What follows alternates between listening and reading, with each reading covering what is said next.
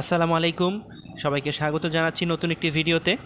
আজকের ভিডিওতে থাকছে জেলা প্রশাসকের কার্যালয় গাইবান্ধা তাদের যে নিয়োগ বিজ্ঞপ্তিটি সেটি নিয়ে বিস্তারিত আলোচনা।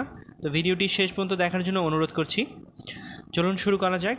জেলা প্রশাসকের কার্যালয় গাইবান্ধা, আপনারা জানেন জেলা প্রশাসকের কার্যালয় অর্থাৎ ডিসি অফিসের চাকরি, এটি একটি সম্পূর্ণ সরকারি চাকরি।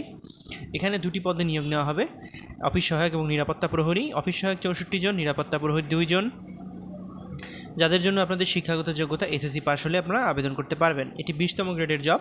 20তম গ্রেডে 8,250 থেকে 20,010 টাকা স্যালারি হয়।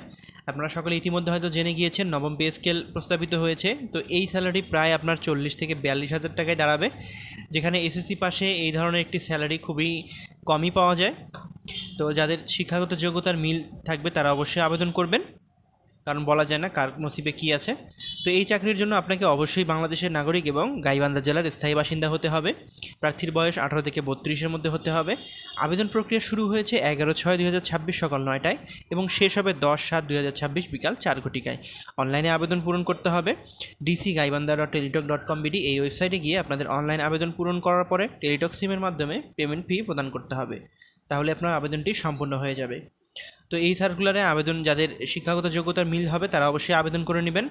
ভিডিওটি ভালো লাগলে লাইক করবেন এবং কোনো কিছু জানার থাকলে কমেন্ট করবেন। এবং জেলা প্রশাসকের কার্যালয়ের সার্কুলারগুলো প্রকাশিত হবে সেগুলো আমি এই চ্যানেলে আপলোড করে রাখবো, তাই আপনারা চ্যানেলটি সাবস্ক্রাইব করে রাখবেন যাতে পরবর্তীতে আপলোড করলে ভিডিওগুলো পেতে পারেন। ধন্যবাদ।